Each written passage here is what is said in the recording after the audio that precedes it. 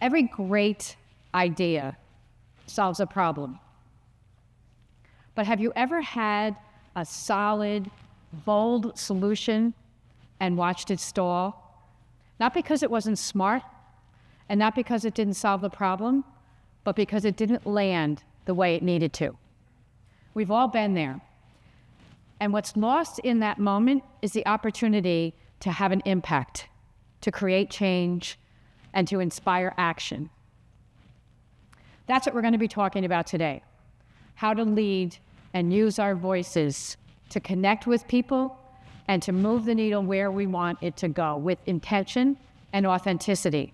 Because when our messaging doesn't align with our ideas, we risk losing opportunity, we risk losing buy-in from our stakeholders, and we even risk losing our own credibility in the eyes of those stakeholders. So thank you for having me today. I'm Conway Love. As Donna introduced me, all those things. I'm a lawyer, I'm a speaker, I'm an author.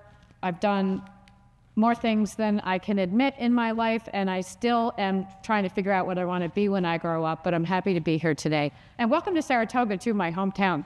You couldn't have picked a more beautiful location to be holding your annual Innovation Summit. My college professor days were spent almost 5 years at Siena College, teaching in the business school in the management department. I taught business ethics, business communications, which is where I got my start on this topic, and an entrepreneurship class, all in addition to still being a lawyer. So what we're going to do today is we're going to talk about 3 aspects of communication to help us be stronger leaders. And by the way, I see people already taking pictures. You're welcome to take pictures, go right ahead. There is a QR code at the end of this. If you would prefer to download the slides, you're welcome to do that, but take all the pictures you want. But I just want to make your job easier. So we're going to talk about the role of voice in leadership and how we can use our voice to lead out loud. The second thing we're going to talk about is storytelling with impact. So how do we create our messaging in a way that is memorable, that is impactful, and relatable to our stakeholders? And the third thing is the 3 E's, and we'll get to that in a few minutes. So let's start with talking about strong communication skills as leaders. And this is what sets us apart as leaders from managers. Let me know if you've ever had this experience. As a young lawyer, I had the opportunity to work at several local, larger firms. And in more cases than one, I won't name names, but I had bosses who were very technically expert in their field. They had tremendous expertise, but they clearly lacked communication skills. And so as a young lawyer, I was taught how to do the technical aspect of it, but had to fend for myself on the communications aspect of it. And I think it's really what sets us apart as professionals, no matter what our field is the communication as leaders. And so often in the workforce, not just in your colleges, but in anywhere, people get promoted because they're good at their skill. They're good at what they do, but they don't have the management training and they lack the communication skills. So let's look at some of the ways that we can make ourselves better at that. We can look at communication as just a delivery vehicle for our message, which means we are just in one of those crates on a ship just getting delivered. Or we can look at our communication opportunities, how we shape perception, how people understand and connect with what we're saying, and how we can build trust and momentum, because building trust with our audience is what really makes our communication land the way we need it to. There are 3 aspects and essential pillars of leadership. The first one is integrity and values, which makes up the character aspect of leadership. The second one is conviction, meaning how much do we believe in our mission? Now, I know you all are in a very specific industry and you believe very firmly in what you're doing. I also know that it is a very difficult time in the higher education field. So I don't have to tell you how much more important communications is today than ever.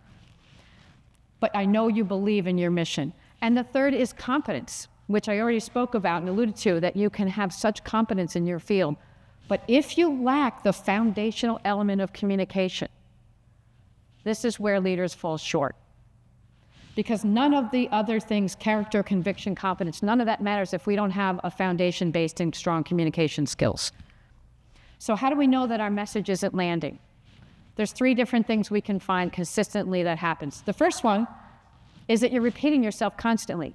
What that tells us is that people didn't understand what we said, or they didn't interpret it the way we intended. The second one is that everyone's doing things differently. So we gave a direction, we gave a plan, we came up with strategic thinking, and everybody's off in a different direction. So that means our message didn't land. They didn't pick up what we were putting down. And then we're still doing the heavy lifting ourselves. This is not something we ever want to do. If we're leading a team, we want our team to be doing their jobs. So when our message isn't landing, we know that we might have to go back to the drawing board. Here's some reasons why the message doesn't land. There's a lot of reasons, but here's 3 that I want to talk about. The first one is disagreement. This might mean that your team doesn't agree with you, or that your speaking partner, whoever that is, maybe it's a coworker, maybe it's your boss, maybe it's a student, maybe it's somebody who is another administrator at the school. That person doesn't agree with what we are planning to do or what we've said, either verbally or in writing. And disagreement can be the source of very creative, collaborative ideas. But if we don't invite that collaboration, then we're missing that opportunity. The second one is fatigue. How many people are working harder than ever? It's a noisy world we're living in, right? We have demands on our personal time, on our work time, on our social life, and even on our sleep, right? How do we get pack all that into one day? There's so much noise going on, both politically, socially, and in every way, every aspect of our life. And another huge part is the okay boomer move. Right now, our workforce, and I'm glad to see we have some diversity of generation in the room, but our workforce is struggling with 5 generations, right? And there's a lack of intergenerational communication that happens a lot, that often lets things fall through the crack. And it's not intentional, but when someone looks at you and they have that okay boomer, everyone know what okay boomer is, right? Okay, so I mean, that's a very real aspect of today's workforce. And the point that I really want us to remember is that it goes both ways. Let's look at who wrote this communication. We are generations apart. Hi, Mary Ellen. When you have a moment, I'd appreciate it if you could review the document I sent yesterday. Let me know if you have any feedback. I'd be happy to set up a meeting. Thanks, Ben. What generation set up that communication? Was that a traditionalist who are over 80? Was it a boomer, over 61, X, 60 to 45, or Y, millennials? And we'll leave out the Z's for now. Who wrote that? What do we think? X? Boomers? Boomers and I think kind of both, boomers and X. I mean, I write like this. I'm sorry, I do. It's terrible. Let's schedule a meeting. I'll tell you who didn't write this was traditionalists, because those are the folks over 80, and they're not going to write an email. They're coming into your office and they're going to say, why haven't I gotten your input on this? When are you going to do it? What are you doing? So this is not traditionalists, because they're not touching email, and you know that. But I think you're right. I think it's boomers, and also I'm a very old X. I'm top of the X bracket. So I write like this. Who wrote this via Slack? Hey, had a sec to look at the doc. Let me know what you think, winky face. Yeah. I mean, winky face, maybe not. Maybe, that's probably not appropriate in the workplace these days. Who wrote that one? Millennials. Maybe Z's even. Sorry? It is a lot of words. It is a lot of words, yeah. The winky face is an extra effort, so that's, yeah, I know. So, I mean, we laugh about this, but what's important to realize is that this is saying the same thing. If you look at these 2 strategies of communication, it's saying the same thing, is I'm waiting to hear from you. What do you think? LMK, let me know, right? So, recognizing the differences that even that generational writing causes. And that's just in writing. That's not even the verbal aspect of it. So verbal communications clearly have a wider diversity than even what we see in writing. So how do we make sure that our message lands? How do we know that someone is understanding what we intend? The first way is to work on clarity of our messaging. And that's saying something like, what did you hear me say? Or what do you think I meant? Because that way, When we ask someone to repeat what we thought, what they thought we meant, we're asking for them to clarify. And that gives us the opportunity to know if they're saying, if they understood what we meant. And it's such an important aspect. Another question is, what's most important for us to focus on?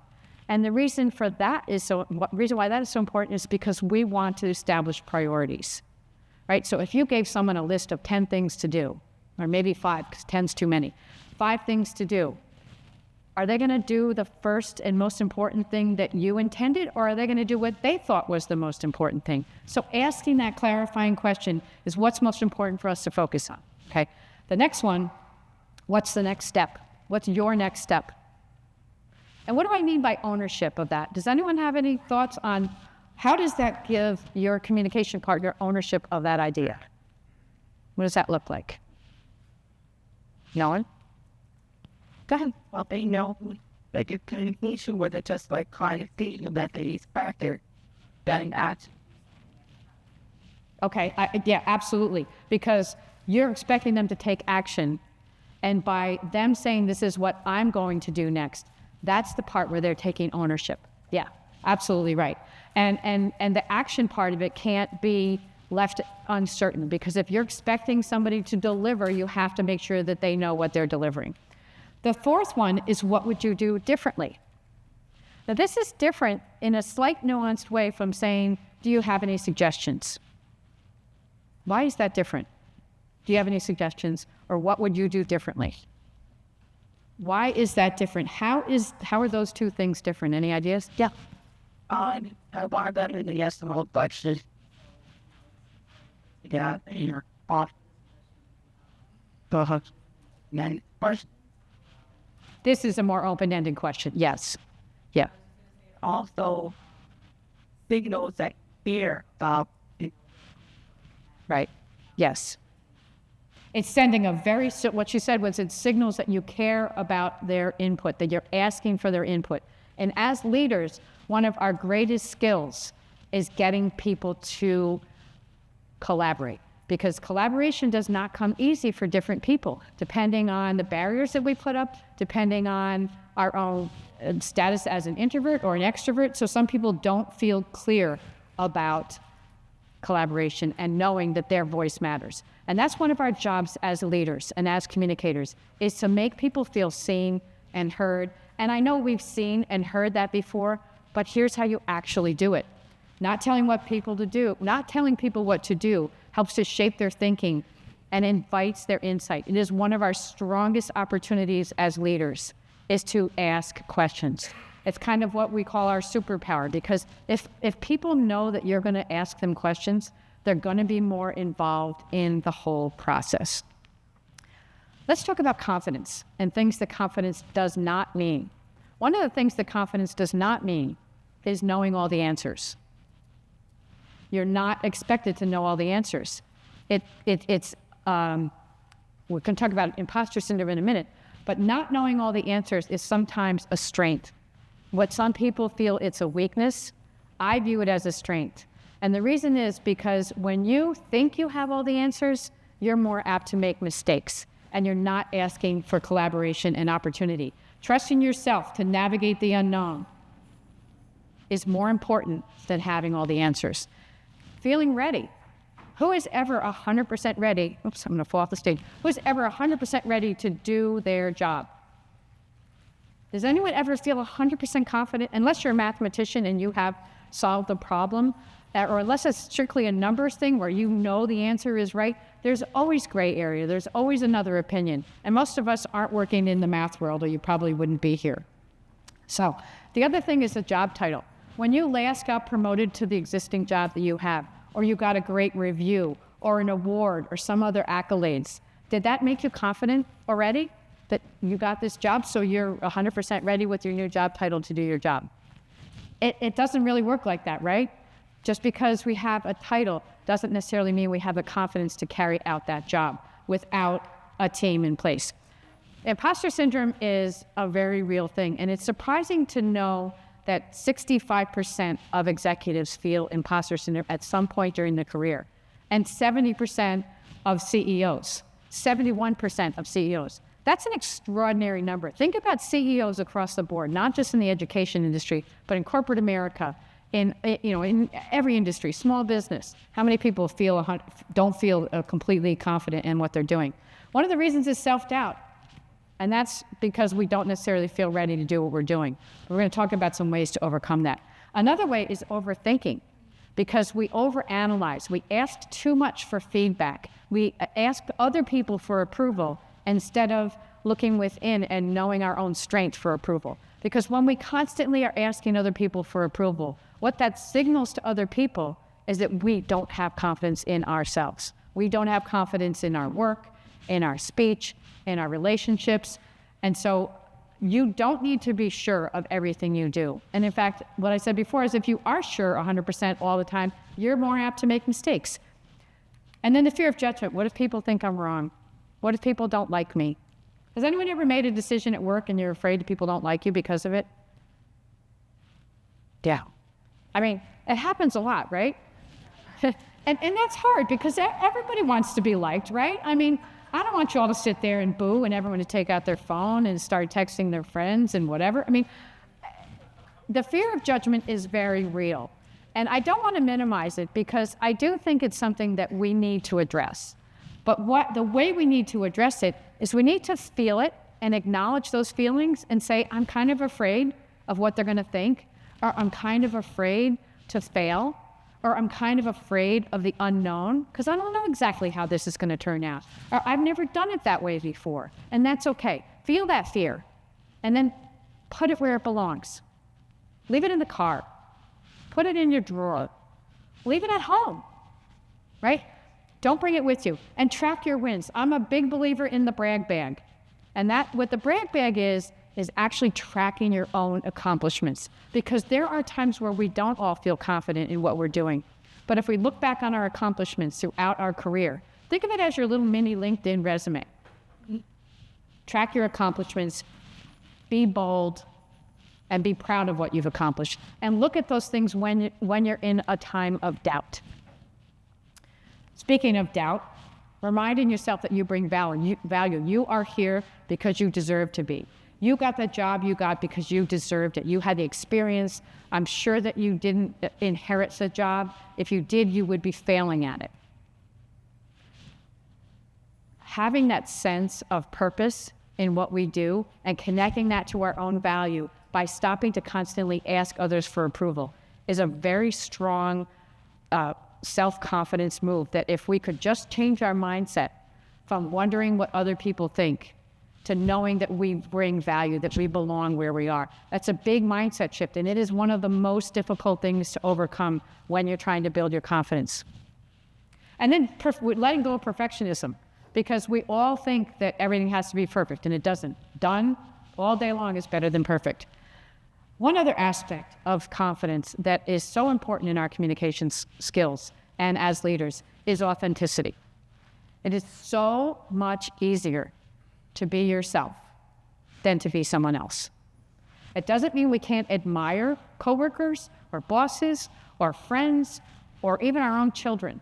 I admire all three of my children, but I can't get inside their brain. They're all scientists. I have no idea what they do. I can't understand it. They start talking amongst themselves and it makes me feel like an idiot. But I made these people. Right? I mean, I'm partially responsible for those three little scientists. So I'm proud of them. I just wish they wouldn't talk about it in front of me because I feel stupid. But that said, this is a picture of me and my dog. He's an influencer, and I'm sometimes embarrassed by that, but really I'm not. Walter Duffy dog. He's a small celebrity, not really. But anyway, let's get back to confidence and the important parts of this whole aspect is the authenticity. When we are working with somebody who is either a coworker or even somebody who works for us, or maybe it's leveling up to the C-suite level, and that person lacks authenticity. How does that change our perception of what they say? What do we think when they tell us what to do or suggest something, when we don't view them as authentic leaders? Any ideas? Dismissive. Yeah. We don't trust them, right? Because we don't value what they say. Maybe they've done something in the past from a moral standpoint that we disagree with. But no matter what it is, it's that authenticity that helps us to be ourselves. And if we're truly acting like ourselves and not trying to act like somebody else, then our confidence builds. It grows with us. It bubbles right up. Let's look at confidence in action.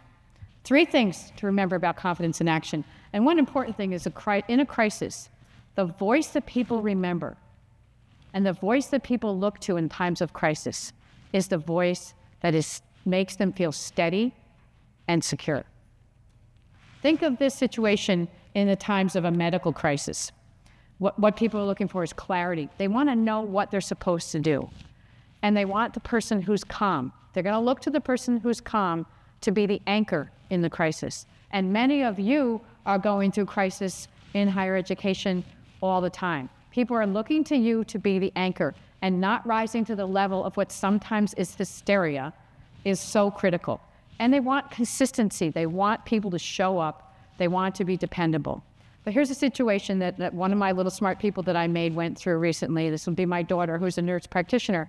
She works for a large healthcare clinic in Boston, and it's a primary care clinic. She's an NP, and they had a patient code in one of the exam rooms. And because of her experience working in a hospital and as an EMT prior to going to NP school, she basically ran the code. They had no protocol for when a patient drops dead in the exam room.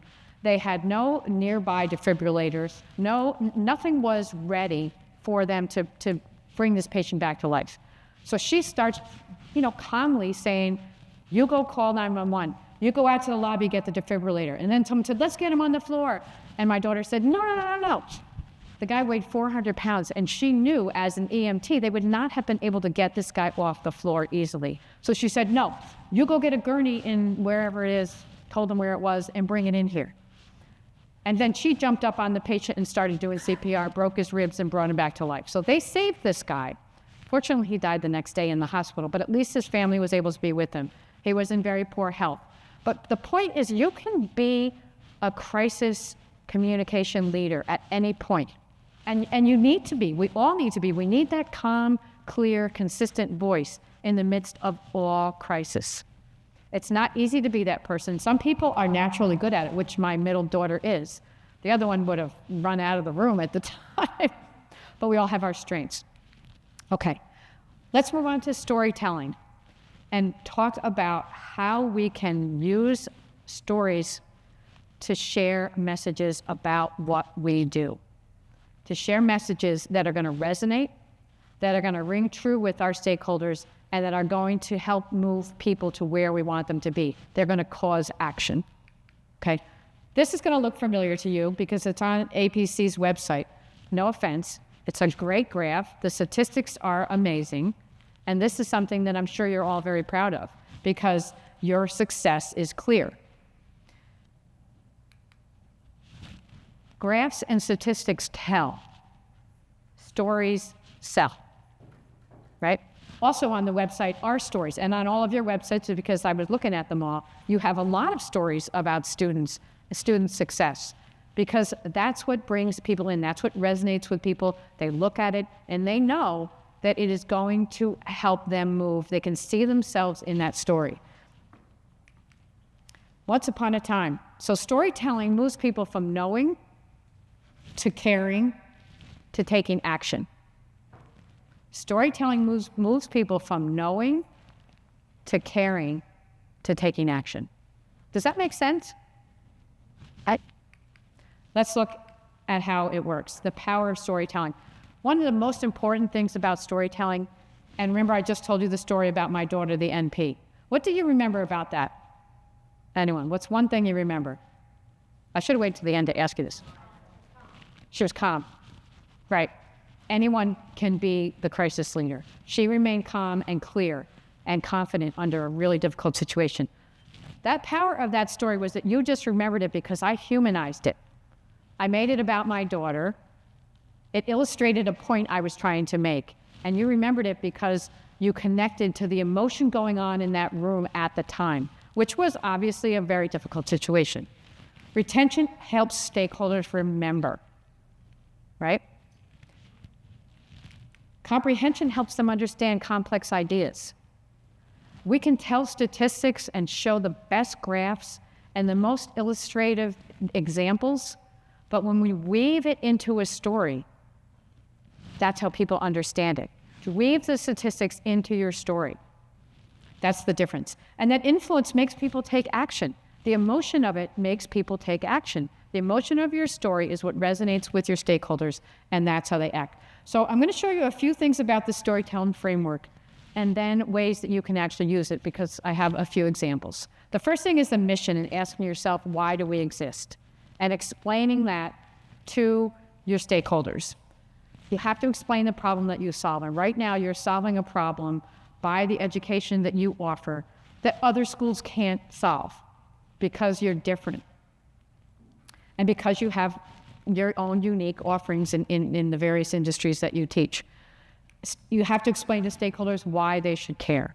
And that's important because you want stakeholders to see themselves in your stories. When a potential student goes to your website, or a potential professor goes to your website to learn more about the college, you want them to see themselves in that classroom, or see themselves on either side of that classroom, whether they're a professor or they're a student. And then thirdly, the impact on real life. This is what drives emotion, and this is what moves the needle by making people take action. Okay. Here's a long example. I'm going to let you read this for a minute, and I'm going to grab a drink of water.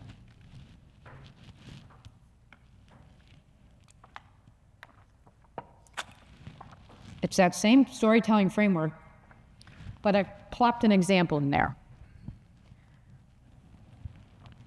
The last part, the impact, we make a difference by creating a new path that delivers career readiness and lasting value for our students.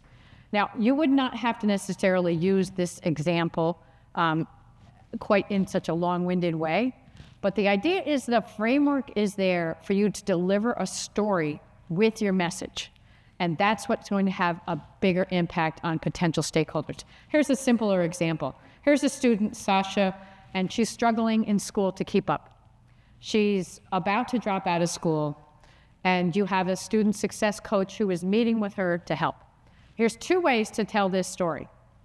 The first way is the mission. We recently launched an initiative to support at-risk students. Okay?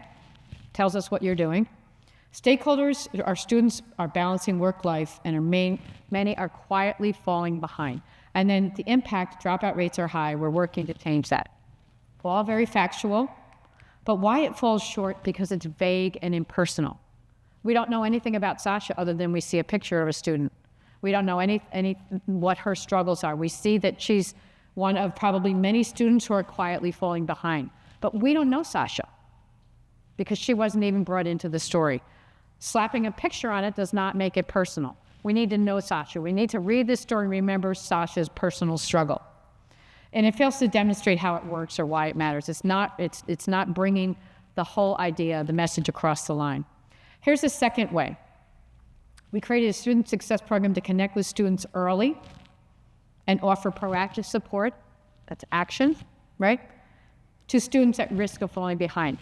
Sasha was overwhelmed and ready to walk away until one of our coaches stepped in, listened, another action word, okay, the coach was listening, and helped Sasha plan a path forward. And then lastly, today Sasha's thriving, back on track to graduate on time with honors. Don't we feel better about Sasha reading this story compared to the last one? Like, we actually know what she's dealing with, and we know how we helped her. And that's the difference. This one works because it's clear and specific and active. Those active words are what makes this version of the story better, more compelling, more memorable. And the stakeholders shift from a general description to one compelling story. So using one specific person or incident helps us to understand the messaging.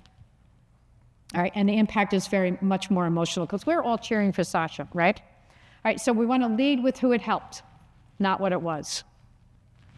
Applying the lead with who it helped, not what it was. If we apply that to Sasha's story, we see that when we talk about how we put a coach in place to help Sasha before she fell completely off track, right? We stepped in, we listened, and we helped her get over the finish line, and with honors. So it's not that the difference between this is we set up this program to help at-risk students, But we set up this program to help at-risk students like Sasha cross the finish line with honors. So you can see the difference. So just as a recap, the mission, okay, we want to talk about our mission. What problem do we solve? And how does what we do make a difference? Then we also want to look at the stakeholders and who's directly affected by our mission. And then finally, the impact. How has our mission changed lives? What are we doing to make a difference in the lives of students, faculty, and our community? So this is just a very simple illustration. If we have time at the end, I'd love to come back to this and see if we can actually put this idea to work. But let's move on to the 3 E's of communications and leadership. Executive presence, which is part of our own way that others perceive us, and we're going to talk about that, how we also perceive ourselves. Emotional intelligence and empathy, the 3 E's. Empathy is very closely tied to emotional intelligence, and we'll talk about that in a minute. The power of presence. Think of somebody that you've worked with who is the loud person. Does anyone know a loud person? Don't name names. And don't point to one of your coworkers. Do we all have experience with the loud person? Someone who's just loud because they want everyone to hear what their idea is, what their opinion is, and they just want to make sure that they have the attention. And being the loud person doesn't mean that people respect us or follow us any better, or that they will actually communicate with us. Being the loud person very often can mean that we are losing interest from people because we're not inviting collaboration. People want to work with people that are approachable. That calm over chaos that I talked about before, and then making people feel seen, heard, and supported.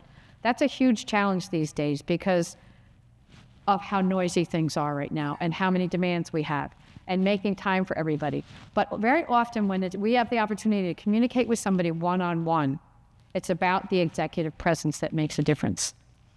Here's 3 strategies for executive presence. The first one is about visibility. It's about showing up. It's about being there. It's about having your door open.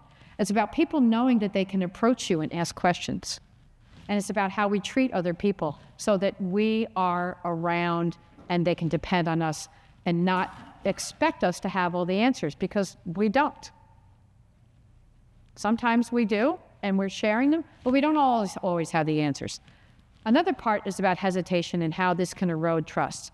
Now again, those 2 things sound kind of contrary, don't they? The visibility and the hesitation. The reason hesitation can erode trust is because when we're silent on issues that matter, we leave people wondering what to do, what we think, how should they react, what should they do.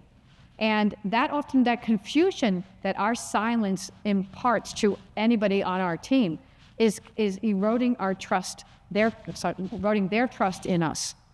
And then dominance, again, not being the loudest person in the room. It's not about the volume of your voice. It's not about how many languages you speak. It's not about your accolades. It's about how people feel when they are with you. And whether you're writing or speaking to them, or even non-verbally communicating with them. 3 little words. What are 3 of the most important words in the English language? I love you too. I genuinely do. And those are really important words, but that's not the right answer. Hello is only 1 word. Oh. 3 little words.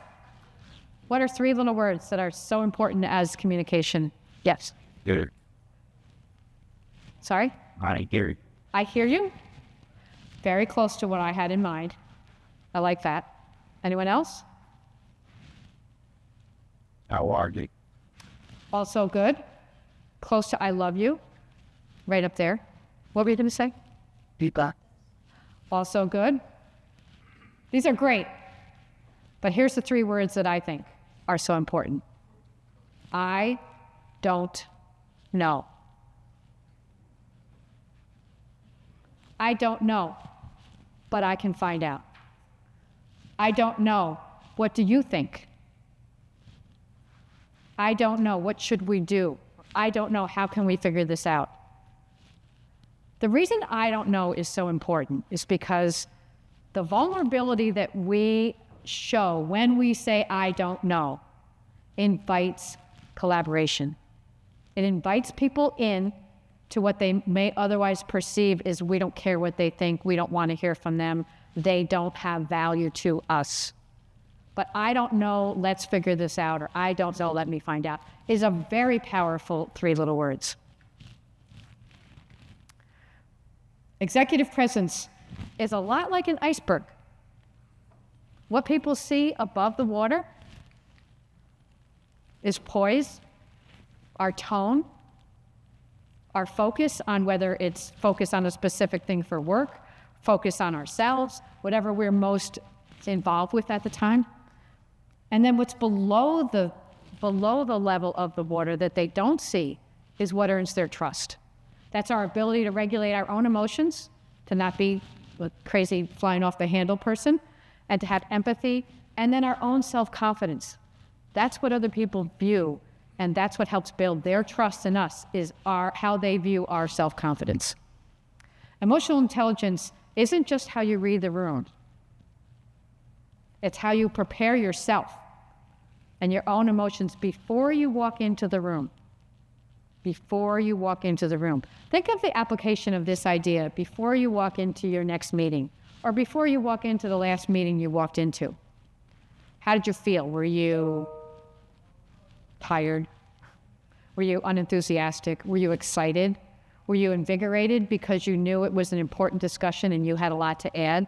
Did somebody welcome you and your ideas into that meeting? That emotional regulation of ourselves is one of the most important aspects of, we call that self-awareness. It's acknowledging how we feel before we get there. How we feel before we walk into the room. And then self-regulation is how do we manage those emotions? So what do we do when we feel upset about something? Let's say we're going into our annual review and we're upset about something because we don't think the review is going to go so well. How do we regulate those emotions? What do we do with that? And that plays a big part in in our own personal executive presence. Social awareness is how do we feel about other people? How do we recognize other people's emotions? Are we even stopping to think about other people's emotions? And that's a big part of our leadership skills as communicators, is thinking about how does my communication partner feel or think about what we're doing? And then managing the relationships, that goes pretty hand in hand with social awareness. Anybody over 40 remember Mary Tyler Moore? Love is all around you, need to make, and then she spins around, throws her hat up, right? In the beginning of it. Early in my career as a lawyer, I was on the phone with another attorney, and I'm going to call him Mr. Grant, not his real name. And Mr. Grant was known to be an ogre and unpleasant. And I was maybe 26 years old, and I'm on the phone with Mr. Grant, and Mr. Grant is literally screaming at me over this transaction that we were working on. And he was wrong, but I was not going to start screaming back at him because I recognized even at a young age that wasn't going to get me anywhere. And when you rise to the level of somebody who is screaming at you, like Mr. Grant, because that's what he did, and that's what he was known for. And on the show, it was funny. But in real life, there are lots of people like Lou Grant. And we probably all had to deal with those kind of people. So what do you think I did to Mr. Grant?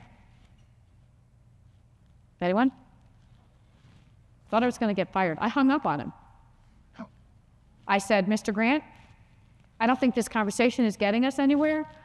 I'm going to hang up the phone, and when you've calmed down, let's schedule another time to talk. And meanwhile, he was like all of Lou Grant's age, and I was probably 26 or 27. And then I closed my door in my office, and I started crying because I thought I was going to get fired. Because Albany was a very small town, and I thought, what are they going to do when they find out I hung up on Lou Grant? Because I thought he was going to pick up the phone and call the managing partner at my firm. And that didn't happen. I went into the partner's office I was working for, and he said, what's the matter? I said, I just hung up on Lou Grant. Everyone called him Mr. Grant, by the way. I called him Lou because I thought that was his name, and I was a lawyer too. So, and he said, well, what happened? Why'd you hang up on Lou Grant? And I told him, he's like, don't worry about it. His bark is worse than his bite. He yells at everybody. And I was like, I wish somebody had told me that. But here's my point, If I had risen to the level of Lou Grant, would we have accomplished what we needed to accomplish for the transaction we were working on? No. I mean, it wasn't going to happen. He was so mad that he needed to cool his jets. And I was like, Lou Grant, just chill out. I'm done with you. So let's talk about how EQ, that's our emotional intelligence, how does EQ become influence? How do we turn that awareness about our emotional intelligence, our level of emotional intelligence, into influence? How do we get people to act? Before you speak, you've got to read the room. You've got to think about what other people are feeling. Scan, pause, take the time to listen with your ears and your eyes. Reading what the emotional temperature, if you're walking into a meeting where you know everybody's upset, you have to change your tone. You have to be prepared for that, and you have to know what's going on. Okay, let's quickly think about what's unsaid. What are the things that we're not hearing from people about? And what are people afraid to raise? What questions are they afraid to raise? And that's the temperature in the room that we want to know about. And then, am I speaking in language that everybody understands? Am I being too technical? Does everybody on my team understand what I mean? If we ask ourselves these questions, we are going to communicate better. Because if we know we're not being understood, then our message isn't landing, and we have to adjust. Let's quickly talk about empathy. Listening is one of the most important parts about being a great communicator. Because if we stop to listen to people and we don't interrupt them, then we are able to have their input, and we're validating their feelings, and we're making them feel seen and heard. And this is not soft and fluffy stuff. This makes a huge difference in how we're perceived as leaders. Understanding the challenges and what concerns people have, that's something we need to think about. And then, of course, the foundation of trust. You can't sugarcoat things because people need to know the truth. They're trusting you to tell them the truth. And sometimes that's really difficult, especially when it's bad news. But it's something we have to learn how to deal with. Let's talk very quickly about active listening skills. Being fully present and in the moment. And I was going to ask for somebody to come up here and tell me, would you like to come up and tell me a problem you're having? Come on up. It's okay. Come on up. It's going to be fun. Could be a personal problem. Maybe you got a parking ticket. Maybe it's something at work. What's going on? Well, in all honesty, this is more of a time management problem. Okay, lay it on me. So I have a confession to make. I was just working on my slides for tomorrow morning. Really? So that's my problem. I didn't finish them in time. Okay, well, I don't know if I would have admitted that in this crowd. But anyway, so what were you doing that you didn't have your slides done? What was more important than your presentation tomorrow? I guess just... Well, listen, here's what you got to do. And my family. You know what? Family doesn't always matter that much. We have to have priorities. So what are you going to do differently next time? Well, usually... Okay, stop. Okay. Sorry. Okay, thank you very much. A round of applause for our very brave volunteer. Although I know she wasn't really a volunteer. Thank you.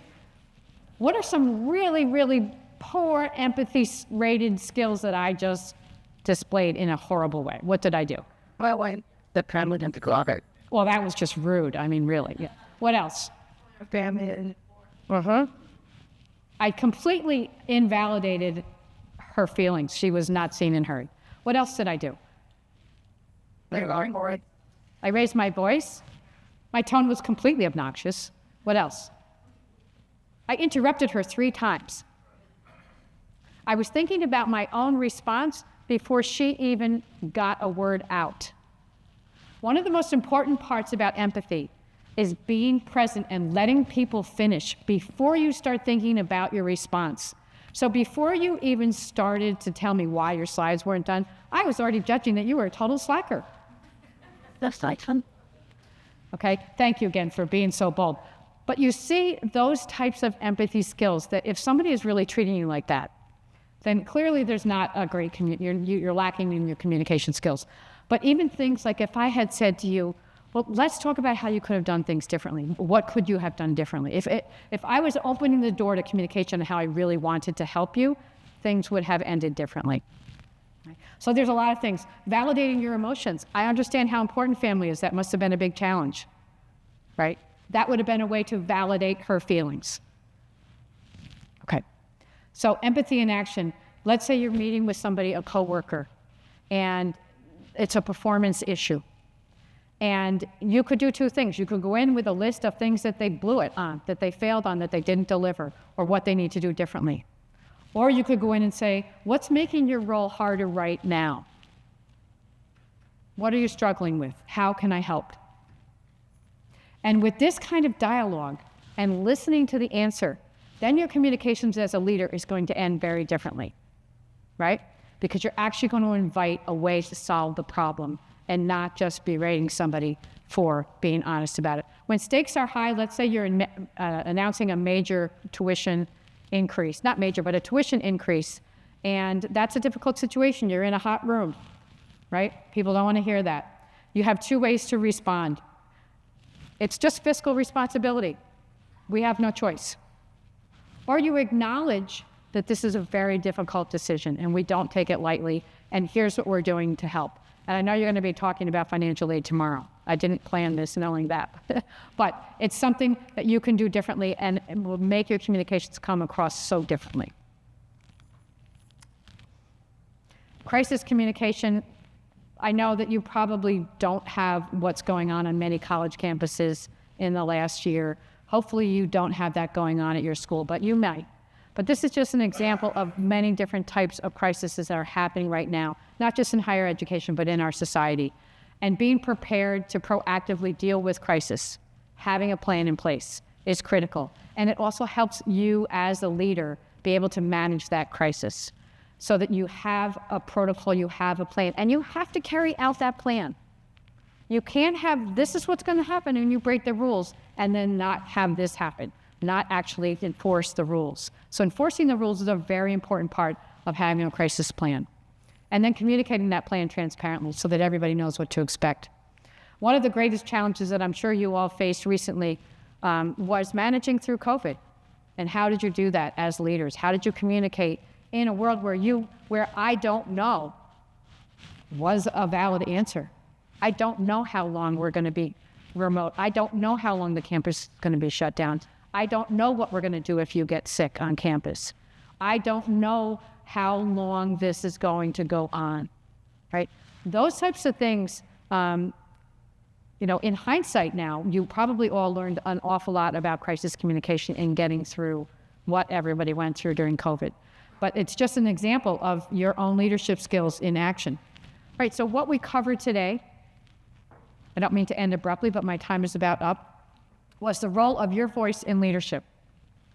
And then how storytelling can help you make an impact. And then the 3 E's, EQ, empathy, and executive presence. If you want a copy of these slides, you're welcome to scan that. I'll leave that up there. If you have questions, feel free to email me, or I'll give you my card. It has my phone number. Feel free to call or email with questions, anything that I can do to help support you as leaders. And thank you so much for having me today. I really appreciate it.